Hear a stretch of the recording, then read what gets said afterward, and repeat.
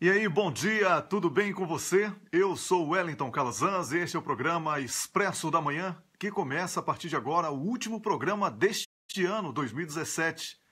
Uma sensação de saudade, porque a gente vai ficar sem ter contato durante aí um período, né, até o dia 8 de janeiro, e uma sensação também de dever cumprido neste ano, né? Bom dia para Donise Meirelles, bom dia para todo mundo que está chegando, bom dia para quem mais aqui chegou, Gilberto Rufino, Ana Luquezzi, Gisele Rabelo Machado, Dri Bezerra, acordando sempre cedo, em Pernambuco. Bom dia para Márcia Gonçalves, para Beth Reis, para quem mais? Para Antônio Lopes, bom dia para Camila Govedice, a nossa produtora. Olha, Camila, vou antecipando aqui minha retrospectiva. Ter conhecido você em 2017 realmente foi um grande presente e eu sou muito grato por tudo que você fez por mim e pelo programa ao longo desse ano, tá bom? Um bom dia para Daliane Morandi, que chegou para Zilda Tabosa. Bom dia para quem mais aqui? Vamos ver. Leia Calilo. Eu peço desculpas porque a letra está muito pequena, está muito distante o telefone para mim, tá? Bom dia para Janaína Miranda. Estou esperando o Rômulus. O Rômulus não chegou ainda aqui.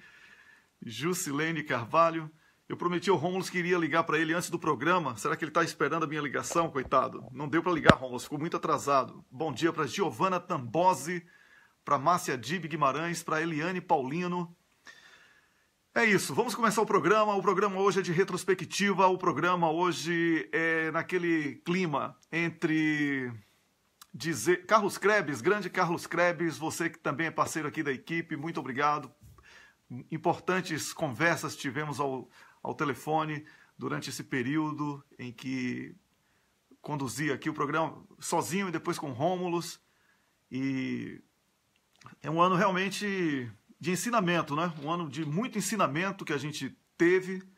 A gente aprendeu a fazer política por causa da maldade daqueles que golpearam a democracia no Brasil. Então, é com base nesse sentimento de reação que eu acredito que estejamos cumprindo este ano com bastante força e com a certeza de que estamos do lado certo da história, o que nos deixa com potencial para que o ano novo seja um ano favorável a todas as boas sementes que foram plantadas ao longo deste ano. Eu quero agradecer especialmente aqui ao Miguel do Rosário, que abriu totalmente o espaço do blog O Cafezinho para que eu pudesse... Rômulo chegou aqui. Um minutinho.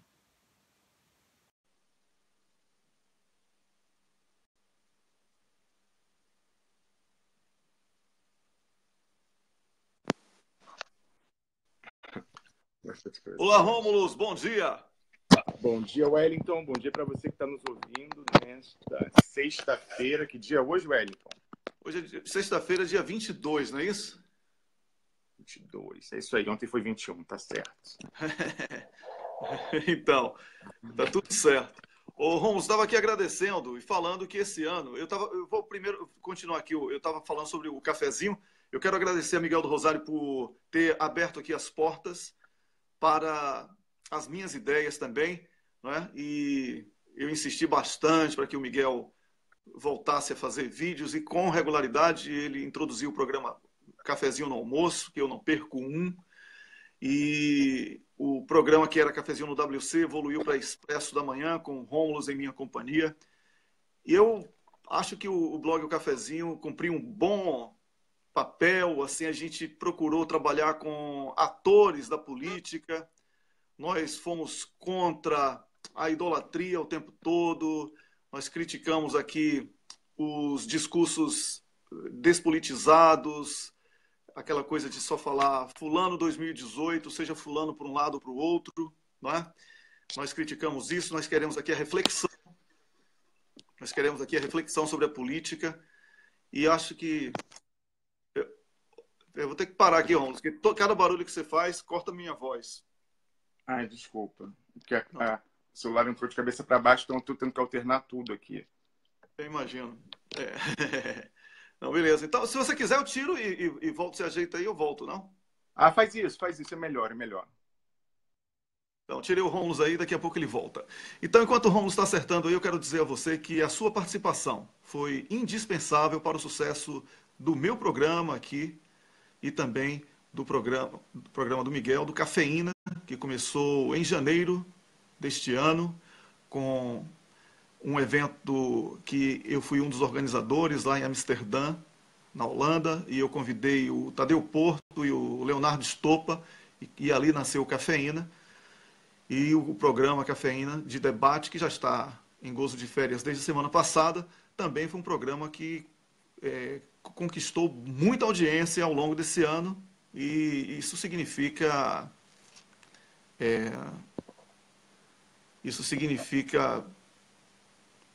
que nós estamos num bom caminho de diálogo com o público, mas sobretudo o nosso público, né? O Romulus entrou com um login errado aí dessa vez, não sei porquê, tá? Estava entrando normalmente, vai ter que trocar, Romulus, aí, tá?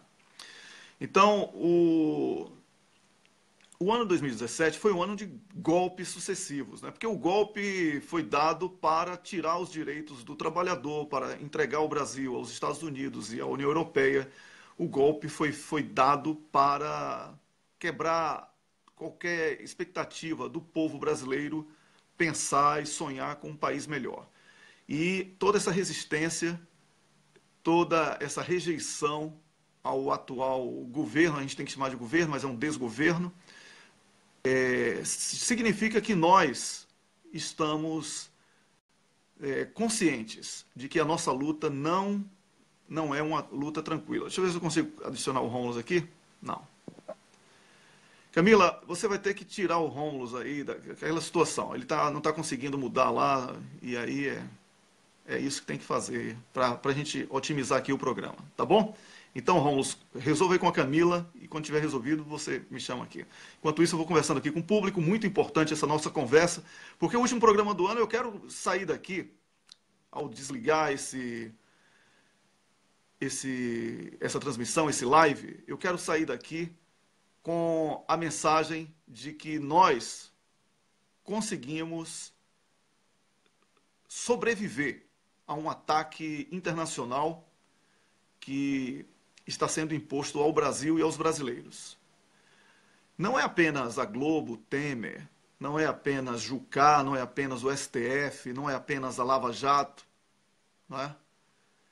É, sobretudo, um ataque internacional, interesses dos Estados Unidos da América, da União Europeia, dos fundos de investimento, são eles que estão cooptando células corruptas dentro do Brasil, com rabo preso no Panama Papers, naquelas listas que eles sequer vazaram, só para dizer que tinham os nomes e queriam pegar, e esses caras estão entregando o país. Eu quero dizer também que a classe média que apoiou o golpe e que desmoralizou, não é desmoralizou, escrachou Dilma, falando que ela era isso e que aquilo, essa mesma classe média hoje é vítima de... Essa mesma classe média é vítima daquilo que ela plantou. Então, o meu recado para os partidos da ala progressista, para o eleitor, para você que me assiste, com certeza é da ala progressista, esqueça a classe média. A classe média vai para onde o vento leva. Não tem pátria, não tem amor ao outro, pensa nos seus próprios interesses. Então, vamos trabalhar a conquista daquela pessoa que está abandonada pelo Estado. O pobre, o menos favorecido, os injustiçados. Vamos procurar apoiar aqueles que o STF, o TSE, quer agora que tenha um smartphone para poder usar um aplicativo para poder ter o título de eleitor, não é? Então, agora sim, Rômulo vai entrar.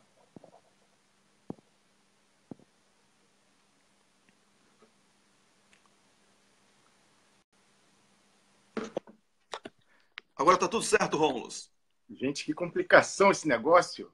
Pois é, mas deu certo. Rômulo, é o seguinte, eu estava falando aqui que não é a classe média que a gente vai lutar. A gente vai lutar pela classe pobre, a classe desassistida pelo governo, pelo Estado brasileiro. Porque não é papel do Estado segmentar a sociedade para 1%. Fazer tudo para 1% e abandonar 99%. Não à toa, Temer tem 99% de reprovação. Esse papo furado de que ele tem 97% é mentira. Tá?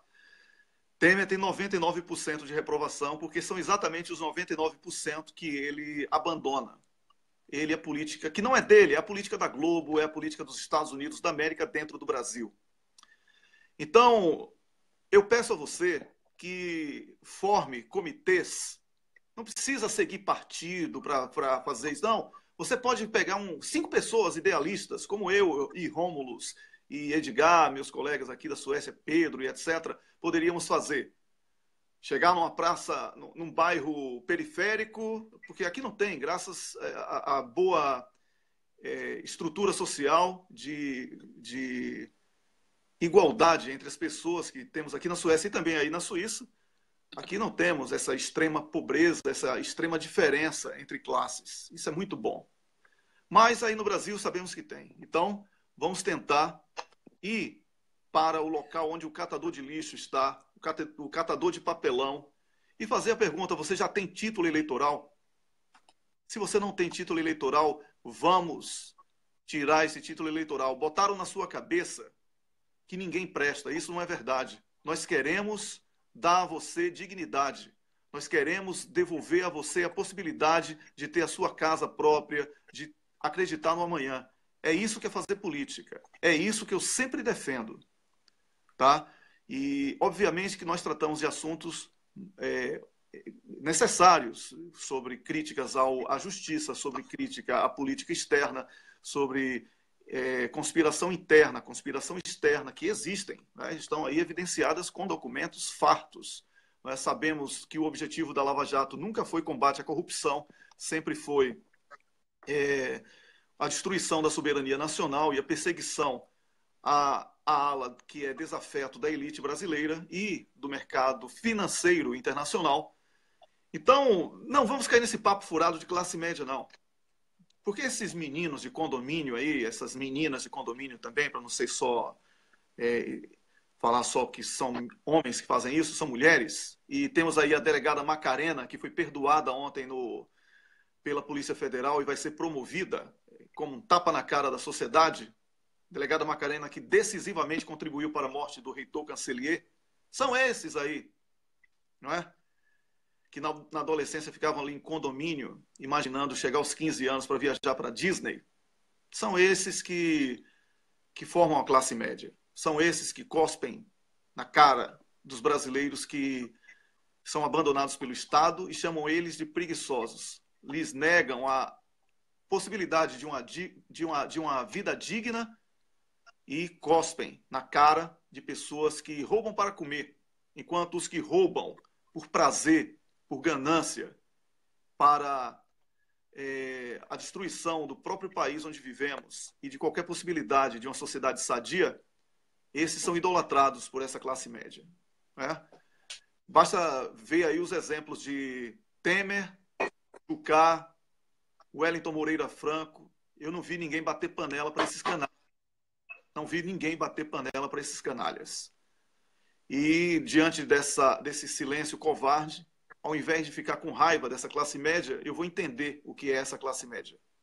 Essa classe média não tem ideologia política.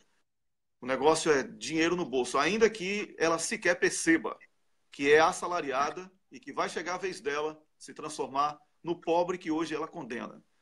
Então vamos trabalhar na conquista do miserável, do pobre, vamos trabalhar nessa perspectiva, porque é assim, é dessa maneira que nós vamos construir o Brasil que queremos. Tudo isso eu estou falando como retrospectiva 2017 já. Eu considero... A gente vai eleger hoje o cocô do ano e eu quero que você comece a escrever. Agora escreva assim, para mim o cocô do ano. Então o cocô do ano é fulano, para eu saber que é isso que você está falando. Porque se ficar só escrevendo nomes, são tantos comentários que eu não sei o que é que você vai se referir, tá bom? Então vocês podem começar a eleger aí o cocô do ano, que no final do programa nós vamos eleger aqui o cocô do ano. O troféu é o mesmo, mas é esse aqui. Daqui a pouco, o cocô do ano, a gente vai saber no final do programa. Eu sou muito grato também, Rômulo, a todas as páginas que compartilham o nosso programa. Hoje eu não pude colocar na descrição, porque a descrição não veio para mim, como habitualmente vem. E por isso eu não tive como colocar, e para não atrasar ainda mais o início do programa, eu preferi começar sem a descrição, mas certamente a Camila vai colocar isso aí durante o programa. Então, é por isso que eu estou aqui, hoje, apresentando este último programa. É muito provável que eu ainda volte hoje com o Rômulo e talvez até com o Miguel do Rosário, para uma entrevista com o embaixador Samuel Pinheiro Guimarães e com o senador Roberto Requião, porque eles vão lançar com a gente aqui oficialmente a carta que vai ser distribuída em todo o mundo em defesa da democracia e do direito de Lula a ser candidato à presidência da República. Então, durante a programação aqui, durante o dia, nós vamos anunciar na página e no blog O Cafezinho essa entrevista, tá bom? Mas, para concluir essa longa introdução que eu fiz hoje, também esperando aí o Romulo chegar, eu quero dizer que 2018 será um ano de muita luta. Nós vamos lutar contra robôs na internet, nós vamos lutar contra o que eles chamam de censura, que essa censura eles estão dando o nome de fake news, e para fazer uma triagem do que é interessante ou não para o grupo que está no poder. E nós vamos ter que estar muito atentos. Então, eu sugiro, eu recomendo que o contato com o cidadão comum comece hoje, nesse Natal, conscientizando ele de que a vida piorou pela total ausência desse povo nas urnas. Mostrar que em São Paulo o prefeito perdeu para a ausência nas urnas. Mostrar que é a presença nas urnas, é votando na pessoa certa que nós vamos transformar a vida deles e melhorar o país como um todo. É isso. Rômulo, bom dia, finalmente. Bom dia, Wellington. Você fazer a retrospectiva do ano e já falando para 2018, que vai ser um ano de muita luta, e a luta vai começar cedo, porque não tenham dúvida, meus amigos, você que está assistindo aí, eles fizeram, o motivo deles colocarem no dia 24 de janeiro esse julgamento, entre aspas, do presidente Lula pelo TRF4, não tem outro objetivo que não seja dificultar a mobilização. São duas coisas. Primeiro, para evitar recurso a habeas corpus preventivo, porque as cortes superiores não estarão trabalhando. Segundo, dificultar, porque eles estão contando com a indolência, entendeu? Com a falta de engajamento das pessoas. Pensam assim, não, vou, né, janeiro, férias das crianças, vou para praia, vou para casa de campo, não sei o quê, depois a gente vê, porque alguém já vai no meu lugar, a pessoa está falando aí na internet que vai, então eu não preciso ir. Imagina se todo mundo pensar assim, se todo mundo pensar, não, tô vendo tanta gente dizendo que vai que eu não vou. E aí pronto, aí não vai ninguém, aí não aparece ninguém. Então, a gente tem que tentar trabalhar, Wellington, eu acho. Eu nunca participei de organização de manifestação, não sei, mas eu imagino que a gente está vendo muita manifestação espontânea de pessoas dizendo que eu acho que a gente deveria buscar esses dias, organizar isso, tentar fazer listas, mesmo assim, um cadastramento para a gente saber quem efetivamente vai, o que a gente pode contar, até se organizar, até do ponto de vista logístico, né, de onde essas pessoas vão ficar, porque eles vão fazer tudo. Primeiro, eles contaram com as férias. Eles viram que não adiantou, porque a galera tá falando que vai, então. Aí sabe o que eles fizeram ontem, Wellington? Aos 48 do segundo tempo, a Câmara Municipal de Porto Alegre aprovou uma lei dizendo que manifestações sem autorização da prefeitura pagarão multas altíssimas, assim, coisa de R$500 mil, tal.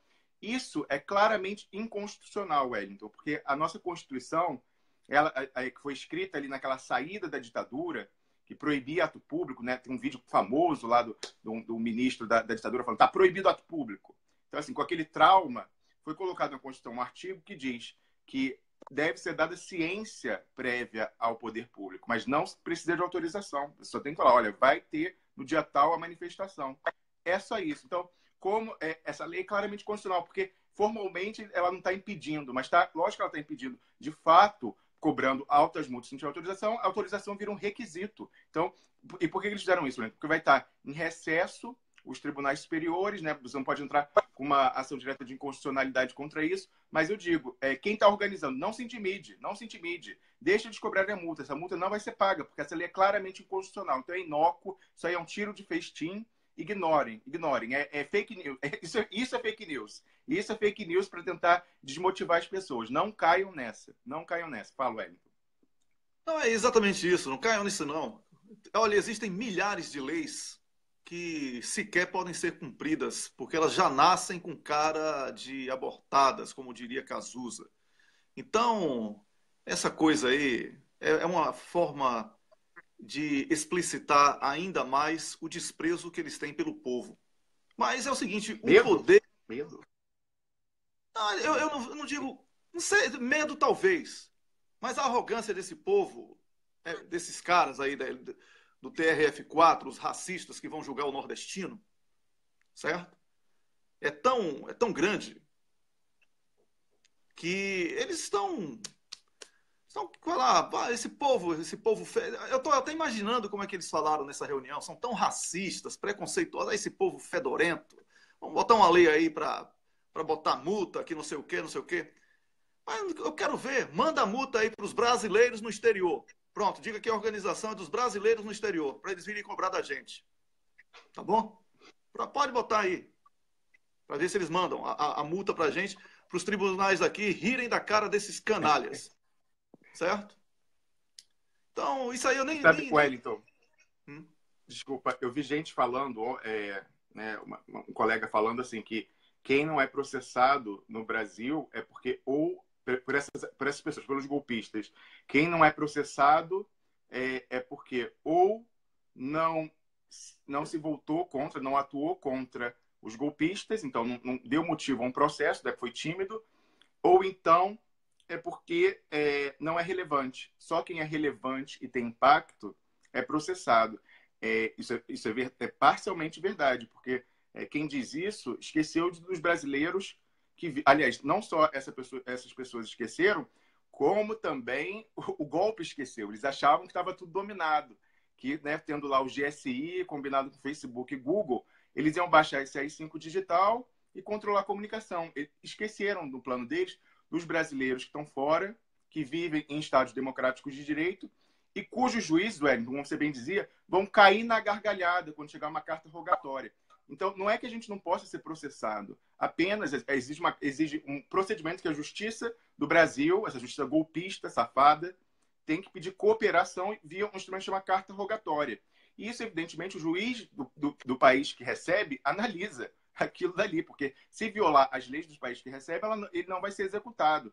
Então, é como o Wellington falou, vai ser um motivo de gargalhada. Chegar aqui, por exemplo, esses processos que move o Eduardo Cunha, por gente que chama ele de corrupto, o juiz Sérgio Moro, o pessoal lá, os delegados, né, que processaram blogueiros. Então, assim, a gente tem uma liberdade aqui, por isso que esse espaço é tão importante.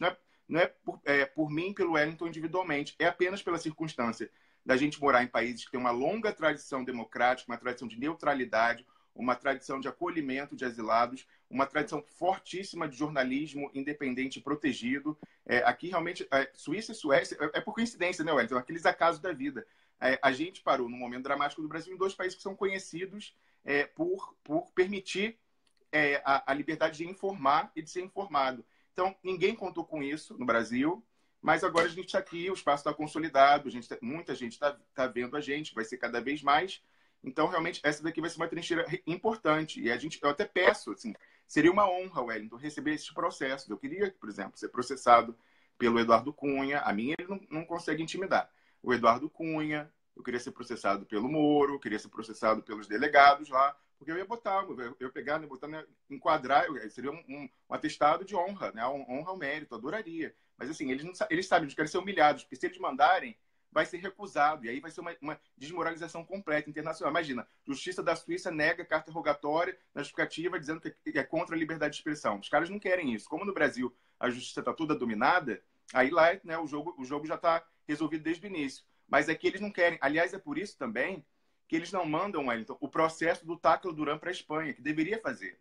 Porque, de acordo com os tratados internacionais que o Brasil assinou, ele tem a obrigação, nesse caso, como ele é residente lá, tá legal, não é nada de clandestino, como o Sérgio Moro fala, ele deveria remeter o processo. Tinha já um, eles inventaram esse fake da semana passada, ou retrasada, não me lembro.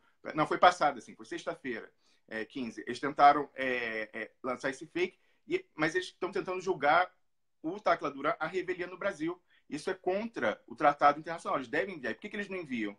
Porque a Espanha ia olhar as provas que não existem, e ia falar, Tacla Duran é inocente. Imagina o peso na mídia de dizer que uma justiça independente, uma justiça desenvolvida, consolidada, você sabe que a Espanha teve o trauma do franquismo, né, Wellington? Então, lá há muita preocupação com as garantias individuais. Então, assim, seria uma justiça que é respeitada internacionalmente dizer que a Lava Jato é uma farsa. Eles não querem isso, evidentemente. Então, por essa mesma razão, eles não nos processam.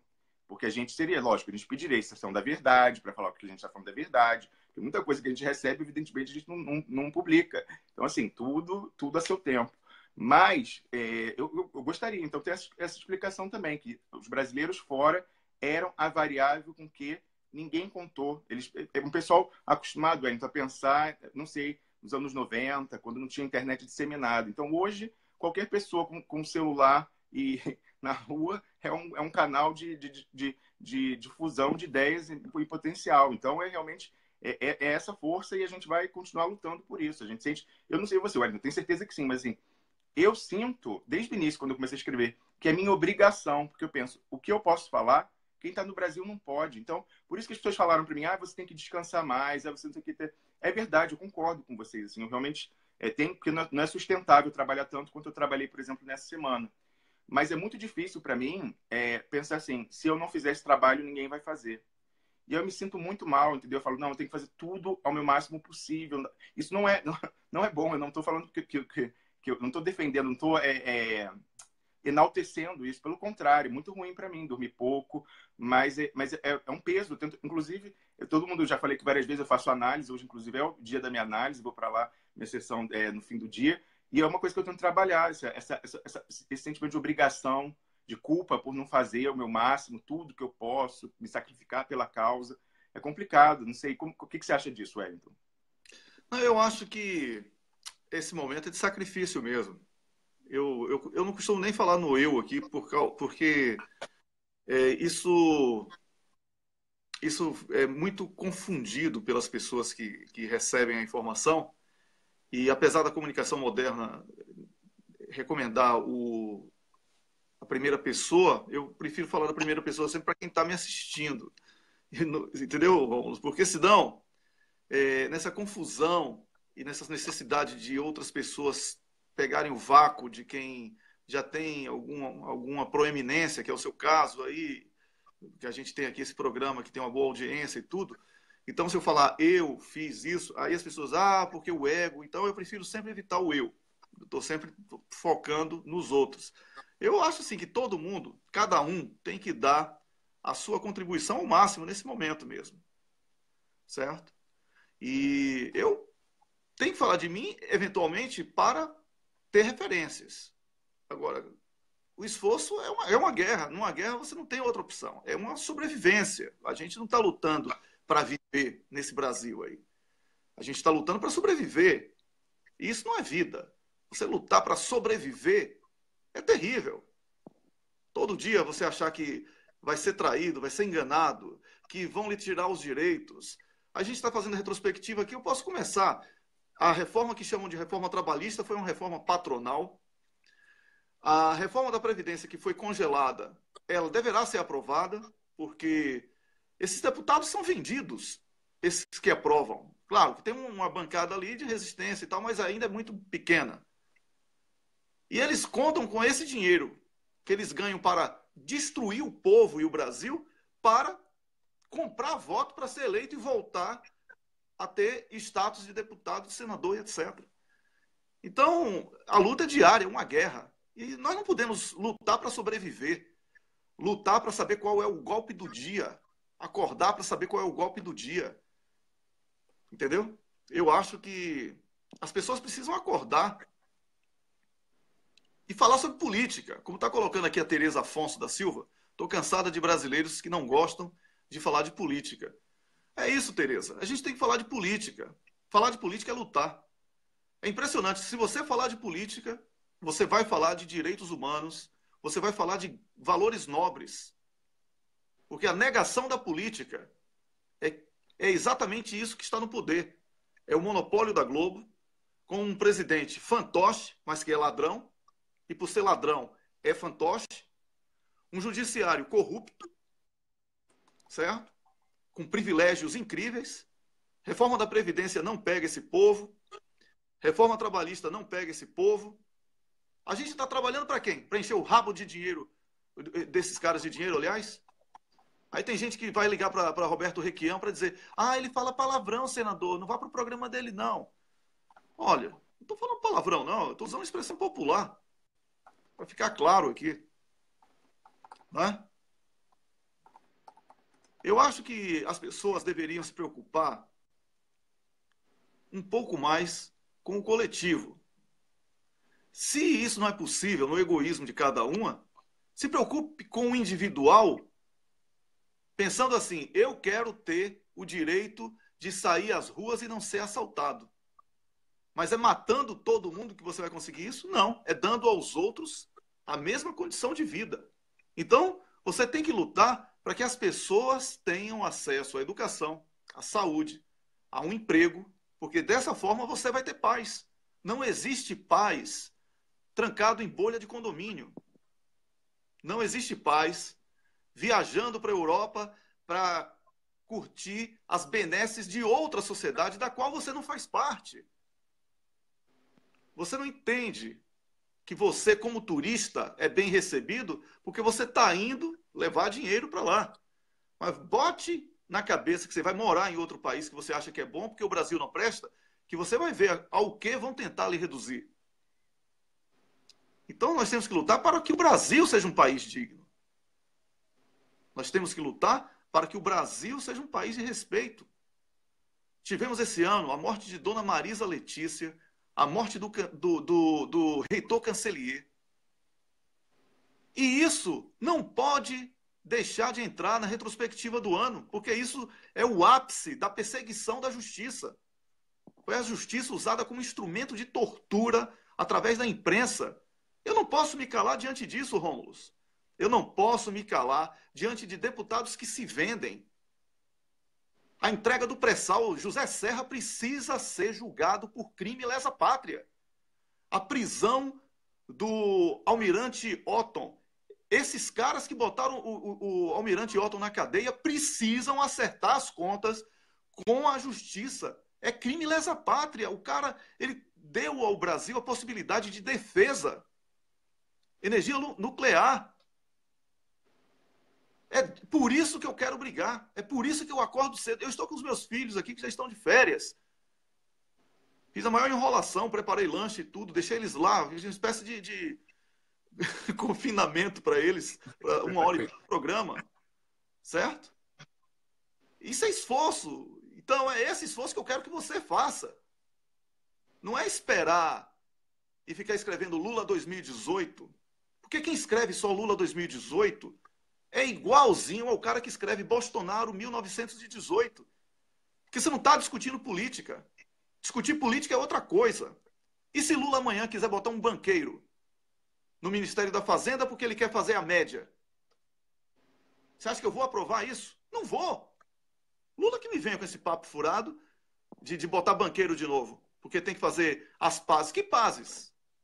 Os caras estão aí avançando, na jugular todo dia da gente. É por isso que eu nem quero falar de mim, eu falo do povo. Eu moro já em outro país, tenho outra nacionalidade, você também. Mas você acha que eu vou abandonar o Brasil por isso? Não vou. Eu me sinto mais brasileiro do que muita gente que mora em uma cidadezinha do Brasil, se informa pela Globo e pela Veja e acha que mora no Brasil. Entendeu? Porque uma TV que tem o monopólio da comunicação e que diz que o crescimento do PIB, que não é nada, crescimento de PIB sem distribuição de renda não é nada, mas tudo bem, mas que de 0,1% é alguma coisa, essa TV deveria ser fechada, que isso é de serviço à sociedade. Rômulus. Ué, então não precisa fechar não, porque eles vão falar que é bolivarianismo. Só precisa cortar, só precisa, como você diz, sempre privatizá-la. Se cortar a publicidade federal para essa deriva, ela acaba na mesma hora. Então não vamos caçar concessão não, gente. Não precisa falar lei do bem. Assim, para começar, fala assim, é como o senador Roberto Requião fez no Paraná. Quando ele chegou, e eu perguntei isso aqui para ele, perguntei para ele se ele tivesse no governo, se ele faria o mesmo. Ele falou, com certeza absoluta. Quando ele chegou ao governo do Paraná, ele cortou, eram centenas de milhões que eram dados à afiliada local da Rede Globo, ele cortou a zero, pegou todo aquele orçamento e deu um gás na rede pública de comunicação, uma comunicação plural, fazendo contraponto aos grandes veículos. Esse é o papel da empresa pública, e o papel do governo não é ficar subsidiando empresa privada. Eu acho engraçado, Wellington, que a Globo ela sempre defende, né, a livre iniciativa, que tem que tirar o apoio do governo, do BNDES, para os outros. Para ela, não, né? Ela quer reserva de mercado, então sempre lutou contra a abertura do mercado para venda para estrangeiros. Evidentemente, agora, porque eles estão com a faca no pescoço, eles querem vender, mas, enfim, sempre tentaram bloquear. Entraram com uma ação, Wellington, no Supremo, o Globo, a Folha, o Estadão, através da associação deles, que é a NJ, Associação Nacional de Jornais, tentando impedir que veículos estrangeiros que estabeleceram escritório no Brasil, como BBC, El País, etc., possam atuar, porque eles dizem que há um artigo da Constituição, efetivamente, que diz que a empresa de comunicação tem que ser o proprietário tem que ser brasileiro. Também pode ser o português, no caso, porque o português tem uma disciplina especial que, se ele for equiparado ao brasileiro, ele pode exercer todos os direitos políticos. Até, por exemplo, o jornal O Dia, que é onde o Aroeira trabalha, já foi, não sei se ainda mas era de propriedade de uma empresa portuguesa.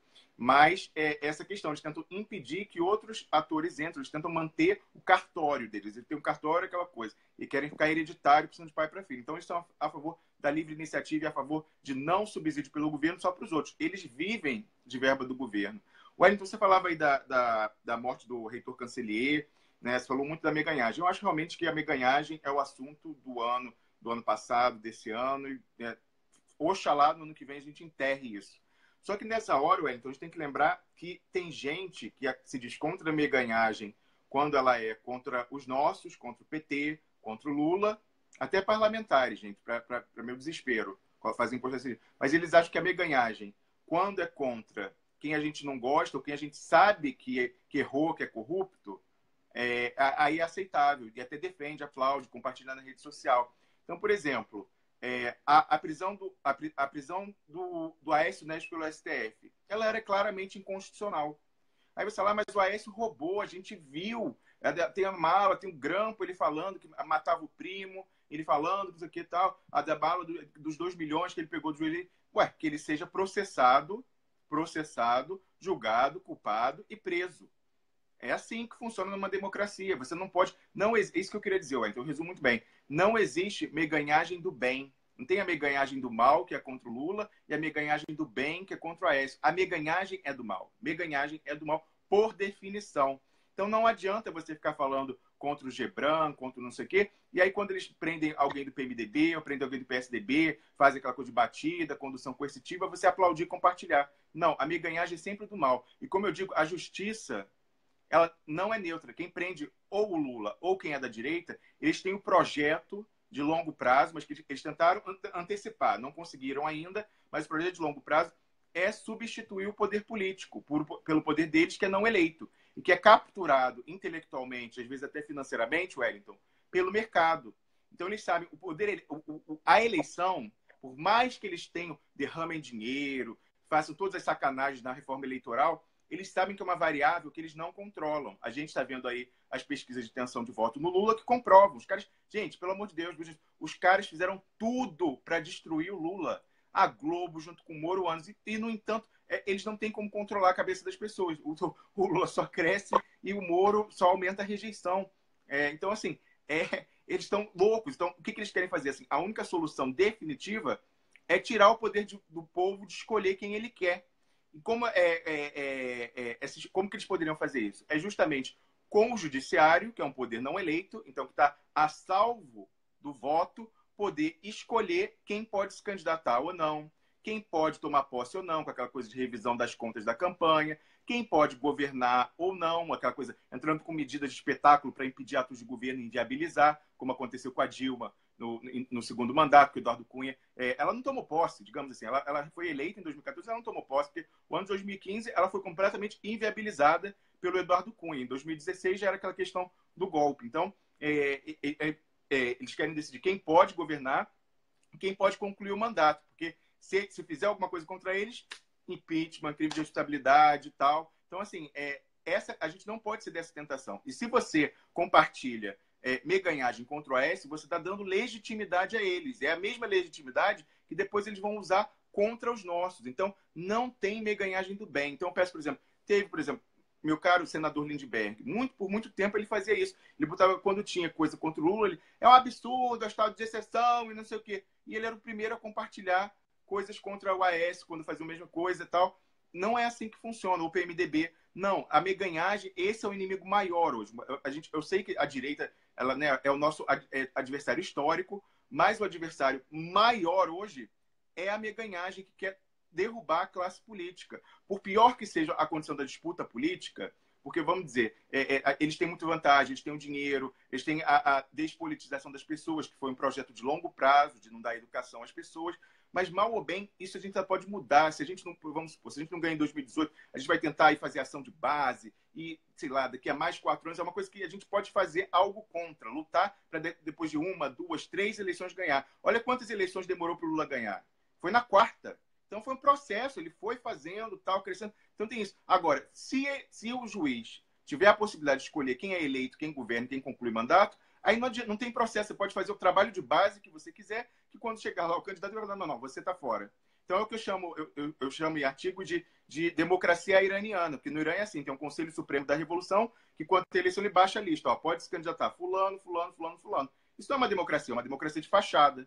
Então, gente, atenção, para o próximo ano, o inimigo é a meganhagem e o estado de exceção. Não existe meganhagem do bem. Antes de passar para você, Wellington, eu queria dar exemplos recentes. Por exemplo, teve pessoas na blogosfera que defenderam a prisão ilegal dos deputados do Rio, defenderam a prisão ilegal do senador e ficaram entrando na pauta do PIG, do Partido da Imprensa Golpista e dos golpistas em geral, na imprensa, no meio econômico, de acabar com o que eles chamam de foro privilegiado, que se chama oficialmente de foro por prerrogativa de função. Ora, realmente, num princípio republicano, a gente tenta ter o menor número de privilégios possíveis.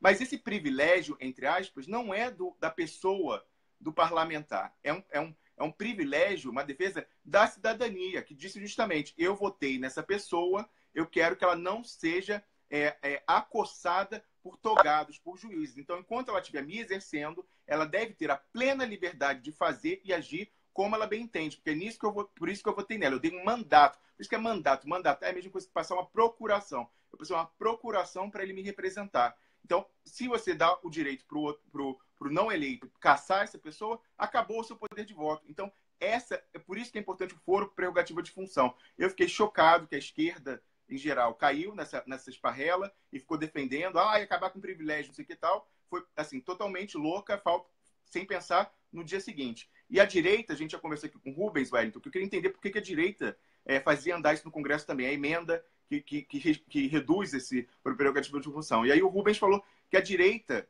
tem outros argumentos, que eles pensam. A primeira instância deles, se for o STF, eles só tem como trabalhar ali em Brasília, é uma só. Decidiu, acabou, porque não tem a quem recorrer. Agora, se o processo descer para o primeiro grau, ele pode conversar com o juiz, entendeu? Então a direita é muito pragmática. Ela falou, é mais fácil a gente conversar com o pessoal e a gente resolve lá embaixo mesmo, do que ficar aqui em Brasília. Tem mais exposição, todo mundo sabe quando tem julgamento no STF. A coisa é melhor a descrição, lá no estadozinho, no interior e tal. Então, é por isso que está passando, mas isso vai ser o maior crime contra a democracia brasileira, porque a partir desse momento não haverá mais representação da soberania popular. A gente vê, só para concluir, o exemplo prático disso. O ex-governador Antony Garotinho, do Rio de Janeiro, ele foi preso por retaliação. Olha isso, alguém falava isso comigo. Ele é uma pessoa que foi preso pela Justiça Eleitoral num ano que não teve eleição. Isso é inédito, assim. Deve ser a única pessoa presa.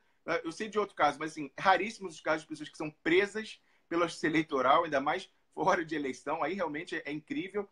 E foi um golpe, aí porque ele estava criticando a Globo, ele estava indo pesado. Ele gravou um vídeo que viralizou contra a Globo. No dia seguinte, esse inimigo dele de campo, que tem acusações gravíssimas que pesam contra ele, foi e mandou prender ele.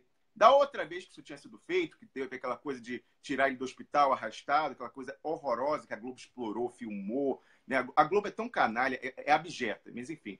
E que ele é um inimigo da Globo, sempre foi, ele vem do brisolismo. A gente pode ter críticas ao garotinho, mas ele é um inimigo, um adversário político da Globo. Então a Globo sempre tentou destruí-lo.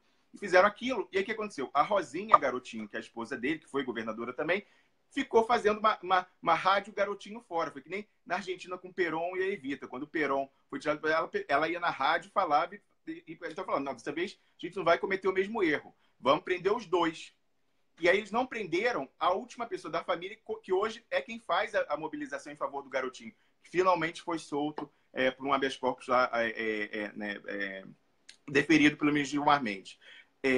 A Clarissa Garotinho é deputada federal, então ela tem foro prerrogativa de função. Então esse juizeco lá corrupto não pode prendê-la, a não ser que seja em flagrante. Um deputado só pode ser preso em flagrante, evidentemente isso é no STF. Se essa lei, essa emenda constitucional que reduz o foro de prerrogativa de função e fala que é só para atos relacionados ao mandato, isso é muito amplo. Isso. Então, vamos dizer assim, atos relacionados ao mandato é a maneira que você vota, é o discurso que você faz no Congresso. Mas uma coisa fora daqui não é. E aí os caras vão pegar. Então, eles poderiam inventar um flagrante, inventa lá, que eles fazem isso. Não inventaram um flagrante para prender um senador da República, Delcídio Amaral, com todos os defeitos que eles têm? Inventaram. Não inventaram um flagrante para afastar o Eduardo Cunha? Então, assim, eles inventam um flagrante, vão inventar um flagrante e prendê-la. Então, pelo amor de Deus, vamos pensar aí, parlamentares, para o ano que vem, repensar a história do foro prerrogativa de função. O julgamento no Supremo está suspenso por um pedido de vistas do Toffoli, e a gente tem que tentar resolver isso politicamente. Pensem, principalmente a esquerda, que está meio iludida com relação a isso, das consequências para a soberania popular e para a democracia da extinção do foro prerrogativa de função. Eu saúdo, por exemplo, pessoas cuja opinião evoluíram. Por exemplo, o Luiz Nassif, ele era a favor da prisão dos deputados do Rio, ele era a favor da prisão do Aécio, mas uma coisa de uma semana ele mudou, e aí num artigo ele falou da importância do foro privilegiado. Então, assim, as pessoas evoluem mesmo, veem que estava errado, porque o ideal seria não precisar disso, mas no estágio atual de desenvolvimento da democracia brasileira, infelizmente, a gente precisa disso para garantir a soberania popular. Então, todo poder ao povo, porque o poder é do povo, e a Constituição diz, Wellington, todo poder emana do povo e é exercido por representantes por ele eleito. Não é exercido por pessoas concursadas. Está lá, artigo 1 da Constituição. Então é isso, minha gente. Fala, Wellington.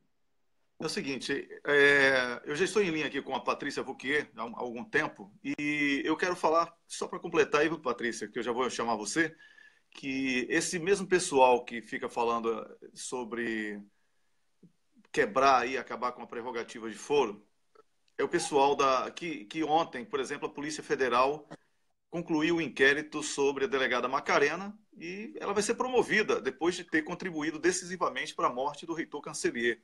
Então, esse pessoal aí, os concurseiros, que cuida hoje do Brasil, e é esse Brasil aí que vira isso que está aí, quando tem concurseiro conduzindo a nação, esse pessoal que quer dominar o país. A gente não pode permitir. O poder tem que ser do povo. E os deputados, eles precisam ser eleitos pelo povo. E o povo tem que se envolver com política para saber quem é o deputado que deve merecer o voto. Para depois não botar aí, ele é gente boa, ele é o pastor da minha igreja, ele é gente boa, ele joga futebol comigo, ele deu um saco de farinha ali, não sei quem. Isso não é votar em deputado. Deputado é projeto, senador é projeto, a gente tem que votar no projeto de país. Então temos que também admitir a nossa responsabilidade na escolha daqueles que vamos votar. Patrícia, bom dia, Patrícia. Wellington, só para fechar mesmo. Por isso que eu defendo, inclusive, que eu acho que o enfoque é errado de dizer que a gente está em defesa do direito do Lula de se candidatar. É mais do que isso. A gente está em defesa do direito do povo brasileiro votar em Lula se assim quiser. Eu acho que esse deve ser o enfoque. O direito do povo brasileiro se votar em Lula se assim quiser. Não significa apoiar o Lula. Então, por isso aqui eu conclamo. Eu vi que, por exemplo, o PSTU lançou uma nota dizendo que não é obrigação do povo brasileiro obrigação da classe trabalhadora se engajar pela luta de Lula. desculpa, alguém ali ou rolou mala, ou o pessoal infiltrado pago pela CIA. Porque a pessoa dizer isso hoje... Não, então eu quero também ver o pessoal. Eu adoraria ver uma manifestação oficial do pessoal, a gente vê pessoas individuais, mas o pessoal falando, nós não apoiaremos o Lula, nós lançaremos nosso candidato, Boulos, mas nós defendemos o direito do povo brasileiro de votar em Lula se assim quiser. É mais do que o direito de Lula se candidatar. É isso aí, Patrícia. Bom dia, Patrícia. Bom dia, Wellington. Tudo bem? Bom dia, Rômulos. Pois é, bom Bom dia. dia. Bom dia para o público também. Diga aí, bom dia. Bom dia para o público. Bom dia para todo mundo que está assistindo. É isso aí. Patrícia, como é que tá Paris? Ai, chuvosa. Chuvosa. Pois é, hoje Mas aqui... não está muito frio. Tá muito frio. Tá 10 graus, não tá frio. Patrícia... Não é que nem na Suécia ou na Suíça, que deve estar 0, cheio hoje... de neve. Não, aqui não tá... Tá um tempo lá em São Paulo no inverno. Como diria Maguila, aqui não tá nem frio nem quente, tá 0 grau hoje. Olha, Patrícia, eu quero saber de você. Hoje a gente vai falar também sobre a Odebrecht daqui a pouquinho, porque tem aquela fonte que ainda temos documentos pendentes e por isso não divulgamos. Eu vou até encerrar esse assunto aqui. Só vamos divulgar quando atestarmos, a autenticidade dos documentos que pedimos. Fora isso, não tem irresponsabilidade de divulgar aqui relato em vídeo, relato em áudio, que o disse-me-disse não faz parte da minha essência. Eu quero saber da prova. Esse negócio de ficar trabalhando com fofoca é outro papo. Diga aí, Rômulus. Rapidão. Com certeza. Não, sim, só para falar sobre isso exatamente. Muitas pessoas têm perguntado, mas você tinha prometido falar na quinta-feira. A gente não pôde falar ontem, evidentemente, sobre isso, porque surgiu aquela pauta ao longo do dia da véspera para falar da coisa do Cunha. Mas a gente vai voltar a isso, mas a gente está aguardando realmente a checagem dos documentos. Nós não terminamos essa pauta, não. Fala, Wellington. Não, Patrícia, a Odebrecht ela foi vítima de um ataque também. Não podemos negar isso. Se existe aí acordo da Odebrecht com a justiça, com essa justiça do Brasil a gente não espera nada de bom. E o pessoal da Odebrecht é empresário. Mas a gente sabe que uma massa de desempregados foi gerada a partir dessa destruição da Odebrecht. E que o Brasil perdeu muito na sua importância no mundo, na indústria civil, na indústria pesada, na construção civil. Eu queria que você comentasse esse tema hoje de uma forma que o público, que não é da sua área de arquitetura, de construção civil, engenharia, etc., pudesse compreender os impactos dessa destruição da Odebrecht para a economia brasileira e para o povo brasileiro de um modo geral. Patrícia. Então, vamos lá. Para explicar um pouquinho, para explicar para o público, a gente conta um pouquinho da história. A história das construtoras, no geral, no Brasil, elas começaram com Getúlio, porque ele que incitou a industrialização do Brasil. Então, por exemplo, a Odebrecht, a data da fundação dela foi de 1944, pelo Norberto Odebrecht, o avô do Marcelo Odebrecht. E até então, ela ficava no estado da Bahia e ela se concentrou para atender a mão de obra, a demanda de infraestrutura do Nordeste.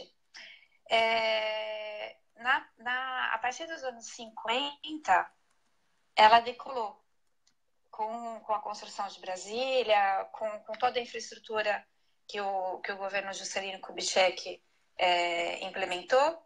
E uma novidade, não é uma novidade, mas na ditadura, todas as construtoras, na verdade, elas tiveram um amplo espaço para se desenvolver, porque a importação era taxada, era proibida, e na verdade foi um grande espaço que a indústria nacional teve para se desenvolver. Inclusive, uma informação importante é que a Odebrecht é alinhada com a Escola Superior de Guerra. Os dois têm a mesma, como é que fala? Não é vertente que a gente fala, doutrina, que é o desenvolvimento a partir da nacionalização. Uhum. E muitos executivos da Odebrecht, participam de cursos com a Escola Superior de Guerra. Então, é uma empresa realmente muito alinhada com a economia nacional. Na época, aí é interessante a gente observar que a ditadura militar, que acabou em 85, ela preparou o terreno para expansão das empresas nacionais. Então, por exemplo, a Odebrecht, no fim da década de 80, ela estava pronta para fazer a expansão dela. Tanto é que ela começou a expansão dela, ela já ocupava vários países do mundo. Tem reportagem, por exemplo, no The Economist, que publica a Odebrecht já ocupando 22 países na década de 90. Aí, com o Fernando FHC, ela voltou atrás, ela teve um período de estabilidade que ela não cresceu, e ela retomou esse crescimento com o Lula, a partir do BNDES. Com o Lula foi realmente uma expansão, ela diversificou toda a produção dela. A gente pode dizer, tem alguns economistas dizem que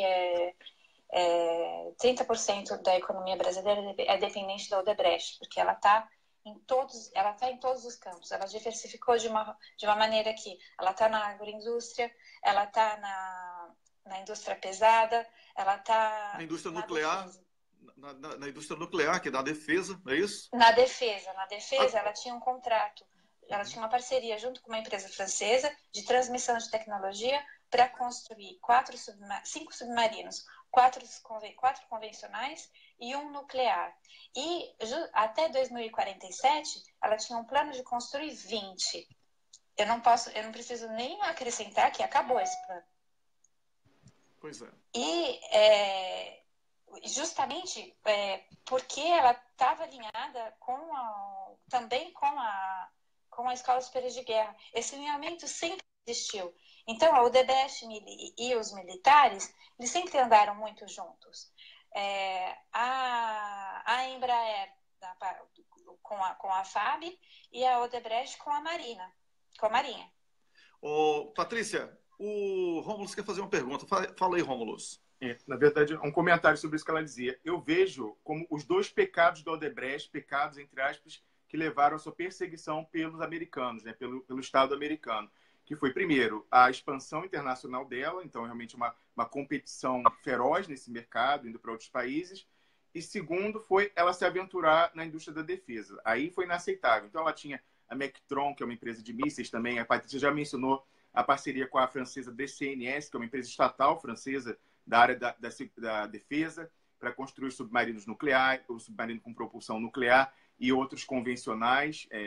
E eu tenho até orgulho de, no início, ter participado desse projeto, ter sido consultado pela Marinha, quando eu morava no Brasil, para organizar a estrutura societária entre a parceria da DCNS com a Odebrecht. Mas, assim, esse foi o pecado fundamental. Eles quiseram se aventurar na área que eles não admitem que o Brasil tem independência. O almirante Otton falava aqui, o embaixador Samuel Pérez falava aqui, essa história de alugar Alcântara, não é porque eles precisem, eles têm cabo canaveral, eles não vão usar, é só para impedir o Brasil de usar. Eles vão ocupar para impedir o Brasil de usar. Então é isso, eles não querem nunca que o Brasil seja autônomo. Eu não sei, o pessoal fala aquela história daquela explosão no início do governo Lula, que vitimou tantas pessoas no lançamento do satélite. O pessoal fala que são duas coisas. Tinha sido comprado coisa no mercado negro, né, porque a gente não tinha tecnologia, então a gente comprou escondido para montar, então isso fez um Frankenstein que explodiu. Mas a gente nunca pode excluir também a hipótese de sabotagem, até cavalo de Troia, nessas coisas que foram compradas. Porque eles não admitem que a gente tenha a tecnologia do lançamento de satélite, porque é simplesmente a mesma tecnologia de lançamento de mísseis balísticos intercontinentais, com armas nucleares. Então, eles atacaram as duas pontas. Acabar com o míssil, que é o lançamento de satélite, e acabar com a bomba que vai dentro, porque, embora o Brasil só tivesse a pretensão para fins pacíficos e usar fim militar só para propulsão nuclear, todo mundo sabe que um país que controla plenamente e tem a capacidade em escala para produzir o urânio enriquecido, pode, em questão de meses, produzir uma bomba. Então, eles não querem que a gente tenha a capacidade de produzir bomba. Não é que eles não querem que a gente tenha a bomba. Eles querem que a gente tenha a capacidade nem de fazer a bomba e nem de lançar. Fala, Wellington. Olha, tem aí uma pessoa que está assistindo ao nosso programa, não sei se é a primeira vez, Luiz Carlos Croth, deve ser Croth, em português, né? Ele está dizendo aqui, com letra maiúscula, caixa alta, como se estivesse gritando numa educação primorosa. Comunistas desta nação, acabou. Intervenção militar urge já. Ô, Carlos, vá procurar, sabe o quê? Um pepino gigantesco para se divertir no Natal. Camila, expulsa esse idiota daqui, porque se essa altura do campeonato, uma pessoa ainda vem falar de comunista, como se comunista fosse uma coisa ruim. Comunista é maravilhoso. Comunista pensa em você, inclusive, o babaca do Luiz Carlos. Tá?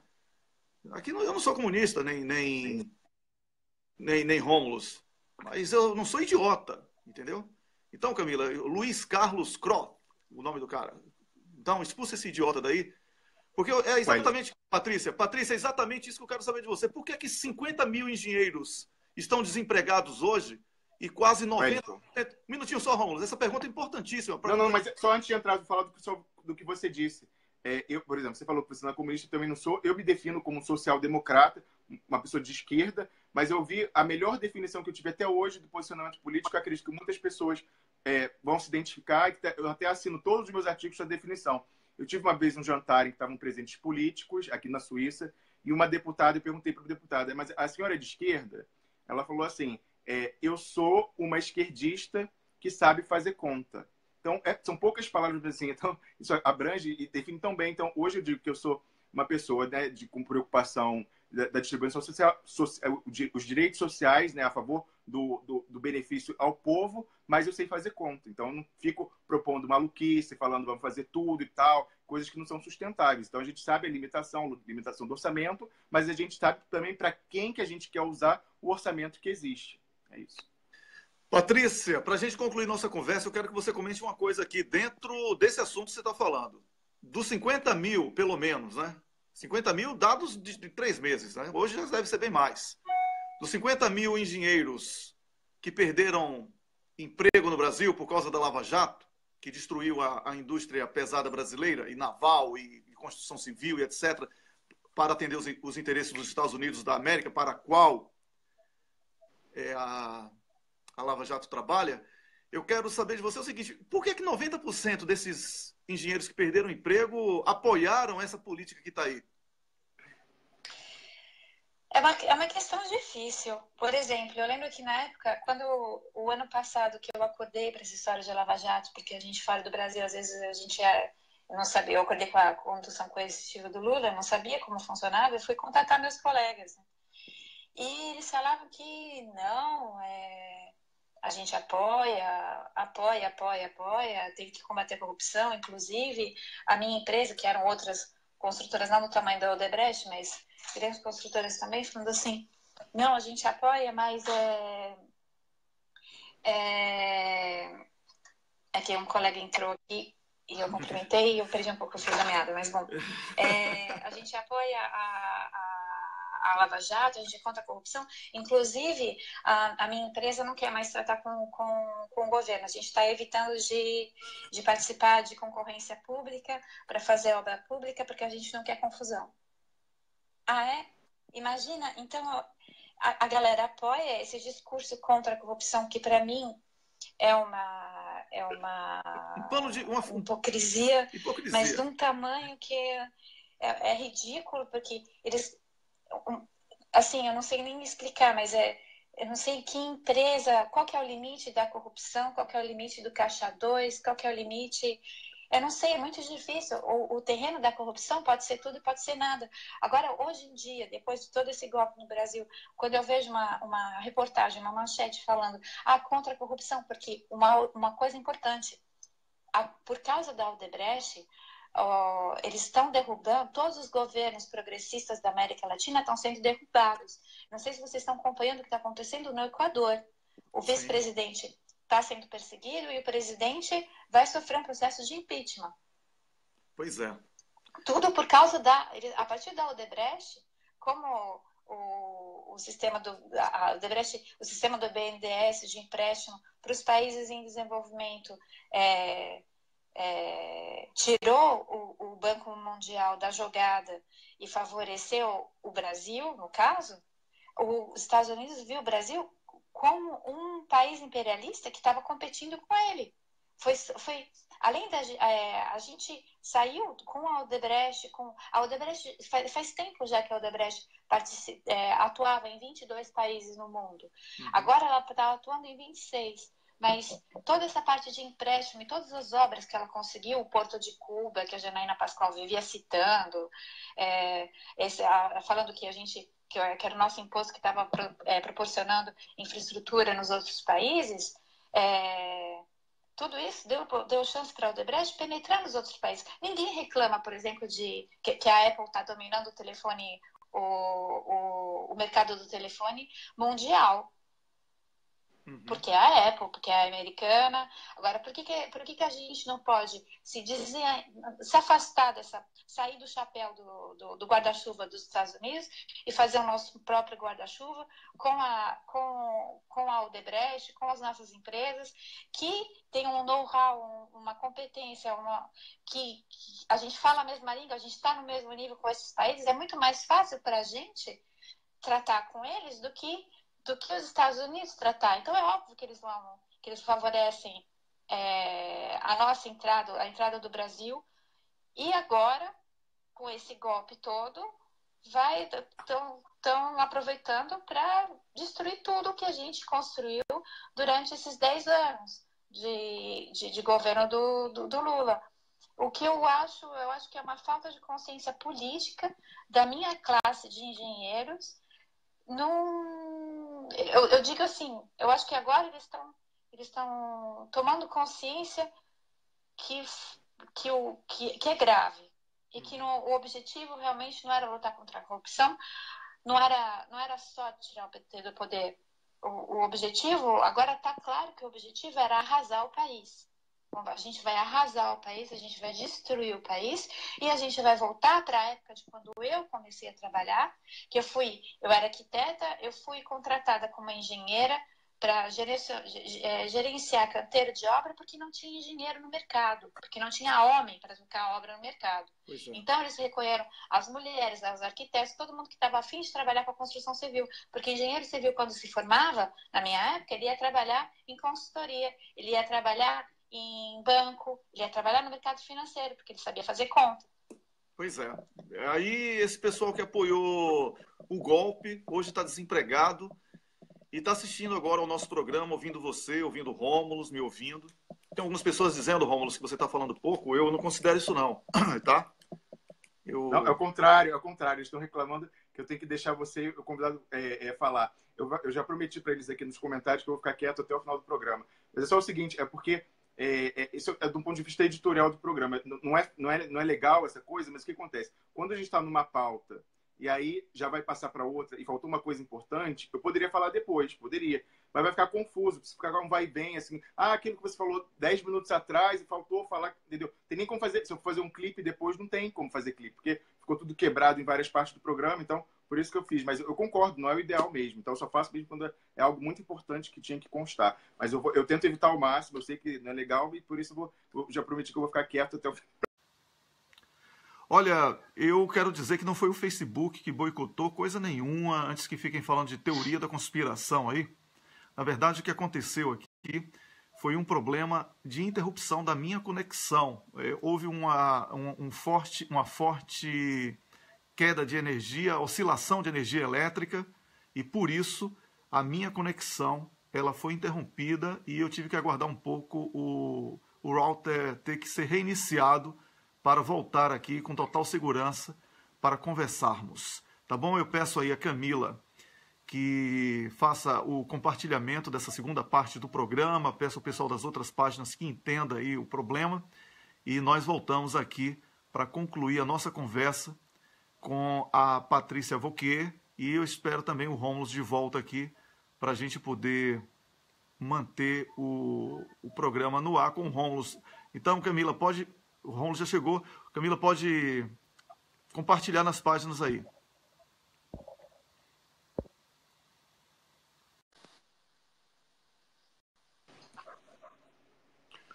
Pois é, Rômulo está de volta. Patrícia, agora para concluir a nossa conversa, Patrícia, a gente já falou sobre os engenheiros, a gente já falou sobre as perdas dos postos de trabalho, a gente já falou sobre uma série de problemas decorrentes desse declínio da Odebrecht. E eu quero saber de você qual a sua expectativa em relação ao futuro da construção civil no Brasil, em poucas palavras, para a gente concluir esse nosso bate-papo. Não tem perguntinha mais fácil, não? Olha, então vamos deixar para o final de ano. Eu sei que a coisa tá preta, mas vamos deixar uma mensagem de esperança, então. Uhum. Eu vou falar do o Clube de Engenharia, está fazendo um trabalho excelente do lado junto com os deputados, para tentar reaver tudo isso que a gente perdeu. Então, vamos sustentar quem tá nos apoiando, quem está nos ajudando. Vamos deixar, como você mesmo diz, Wellington, vamos deixar a picuinha de lado. E agora eu estou me lixando se a gente é de esquerda, de direita, de que lado que a gente é. Eu quero o meu Brasil de volta. Vamos se aliar todo mundo junto, médico, engenheiro, operário, e vamos lutar pelo Brasil de volta. É só assim que a gente vai conseguir a construção civil e tudo que a gente perdeu de volta. Patrícia, eu quero desejar a você um Feliz Natal e um Ano Novo repleto de felicidades. Eu sou muito grato a você por concordar em ser a nossa comentarista aqui do programa. Eu que me sinto honrada, Wellington. E foi uma iniciativa aí do Rômulo, vocês são amigos daí das antigas, e que eu acatei imediatamente pela contribuição importantíssima que você dá para que possamos colocar em debate um assunto que ninguém debatia no Brasil. E hoje as consequências são visíveis, né? Esse desmonte da indústria pesada, das telecomunicações no Brasil, da telefonia no Brasil, tudo isso que faz parte desse pacote do golpe, deveria entrar em debate. Você, como especialista da área, enriqueceu em muito esse debate ao longo do ano. Então, Patrícia Vauquier, muito obrigado por ter contribuído, colaborado aqui com o programa e com o blog, e com as páginas que compartilham e compartilharam ao longo desse ano. Mais uma vez, Feliz Natal e um Ano Novo, com boas notícias aqui pra gente. Eu que agradeço, Wellington, e um bom Natal para vocês, um feliz Ano Novo, e a gente tem que sempre ter esperança no coração, né? É isso aí, um grande abraço e até a próxima segunda semana de janeiro. Um abraço, até lá. Até. Eu conversei aqui com Patrícia Vauquier, nossa comentarista de assuntos de construção civil e energia, e que teve a sua última participação este ano, porque o programa é a última edição este ano. Quero abraçar aí Miguel do Rosário, que está assistindo a gente, e informar mais uma vez para você que está chegando que houve uma oscilação de energia elétrica e, por isso, a primeira parte do programa ficou prejudicada, ficou separada dessa conclusão, mas o público já está voltando aí, a audiência normal já está voltando.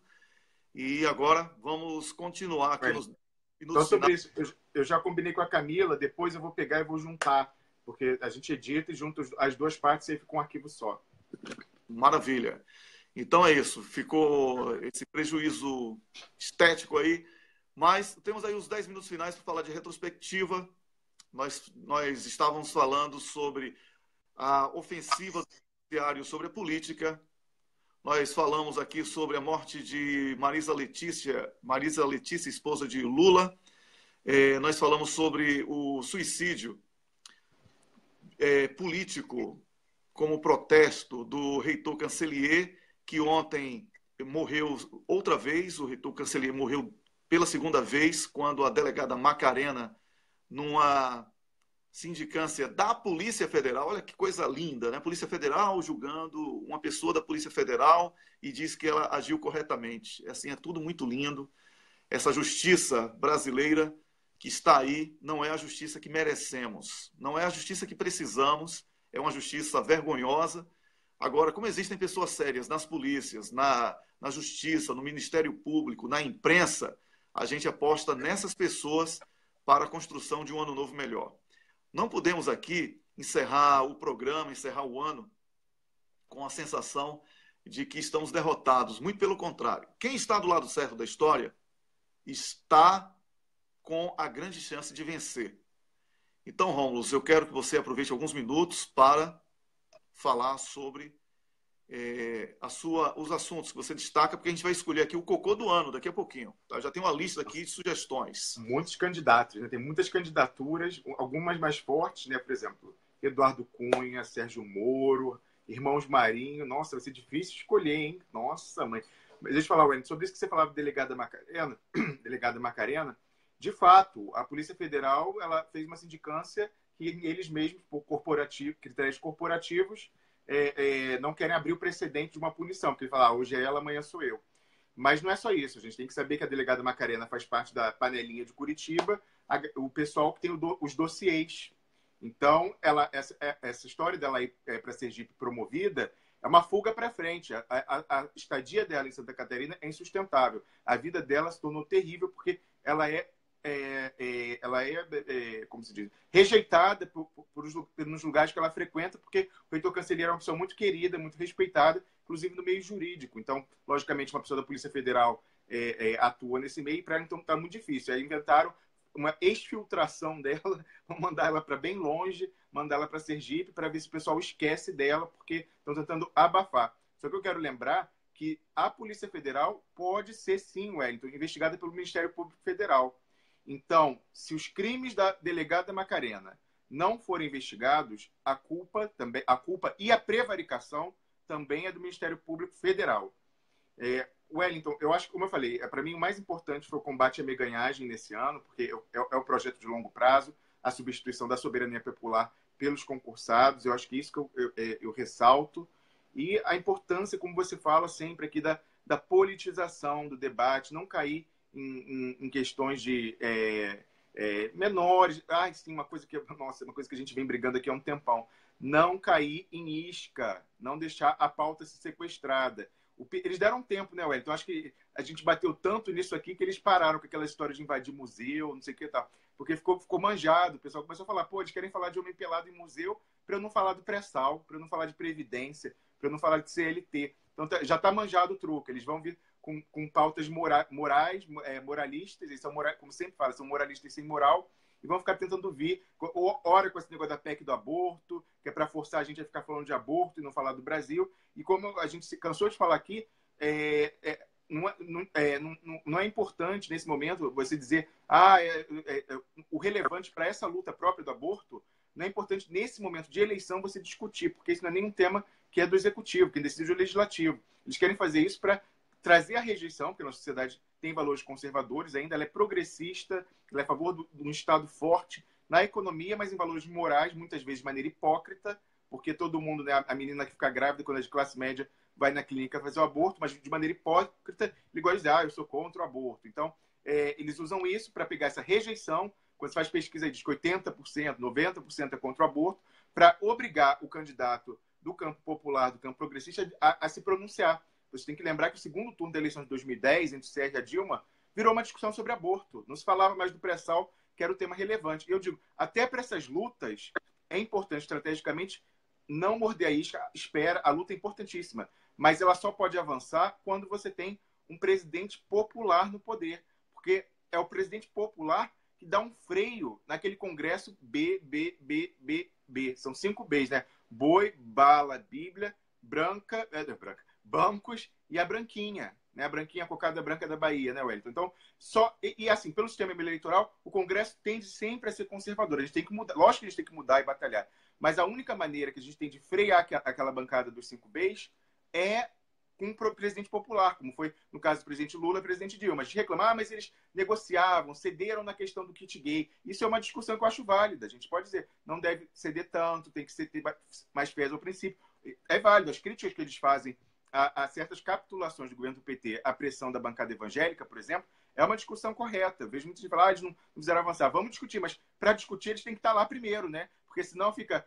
Olha como está hoje. Está melhor do que era no governo PT. Fica o Temer, que é um BBBB dos 5, e fica os do Congresso também. Aí é rolo compressor. A gente vê como a luta das minorias está destruída, né? Destruída. Eles estão matando gente no campo, estão desmantelando os movimentos sociais, prendendo membro do MST como terrorista. Então, assim, indo contra o direito da mulher, contra o direito das minorias. Então, para as minorias, a luta delas só tem a pré-condição para elas evoluírem é ter alguém popular no poder. Então, não vou morder nenhuma isca dessa de maioridade penal, aborto, cotas, tudo que eles vão vir aí, porque a gente tem que desmoralizar e falar isso é diversionismo, são lutas importantes, a gente vai discutir, mas levantar isso nesse momento é diversionismo, porque eles querem impedir a gente de botar alguém popular lá, que é quem vai poder fazer essas pautas avançarem. Rômulo, para você, quem é o cocô do ano? Olha, difícil, Wellington, mas eu vou ter que dizer que o Sérgio Moro.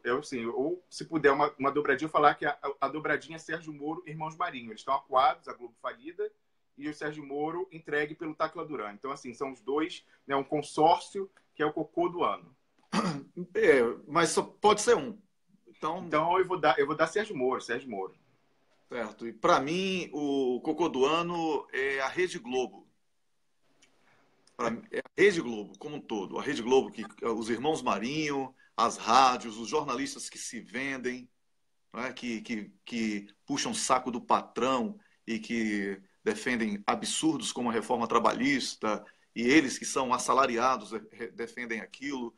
Então, para mim, a Rede Globo que manda no judiciário, a Rede Globo que manda em Temer, a Rede Globo que manda na justiça do Brasil, de uma forma geral, nas polícias, e que esse governo aí é o governo ideal da Globo. Esse é o governo da Globo. Quem hoje governa o Brasil, esse governo daí é a Globo. É a Globo que destrói emprego, que quer privatizar tudo, que quer acabar com a Petrobras. É a Globo que faz com que você não se aposente, que você perca 13º, CLT de um modo geral. É a Globo. Então, para mim, o cocô do ano é a Globo. E eu quero fazer o Rogério também concorda comigo, o Valdinho também. Tem aí a Eliane que está concordando que é Sérgio Moro. Eu quero saber aí rapidinho, porque a gente tem apenas 1 minuto para decidir, porque está empatado aqui. Eu votei na Rede Globo e Eu tenho a solução, Wellington. O que reúne todo esse pessoal? São os entreguistas. Assim, tem a opção também, o conjunto da obra entreguistas. Pode valer essa? Tudo bem. Então tá. Fechado o acordo. Os entreguistas, liderados pela Globo, certo?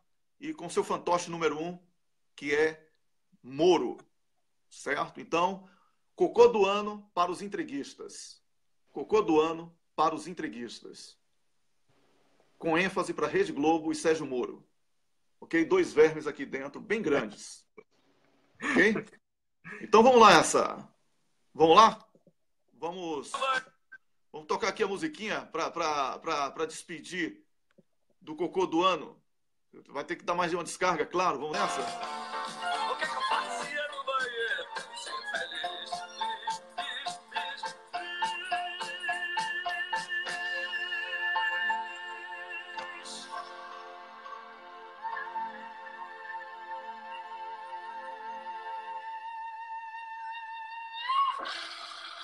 Aí você já sabe que quando tem Sérgio Moro, quando tem Globo, Irmãos Marinho, Judiciário, é muito cocô, não desce de uma vez só, não é? Então vamos dar mais um aqui, e eu vou pegar aqui a vassoura referendo revogatório, o nome dessa vassoura aqui, para a gente limpar, empurrar esse negócio aqui, tá bom? Vamos nessa?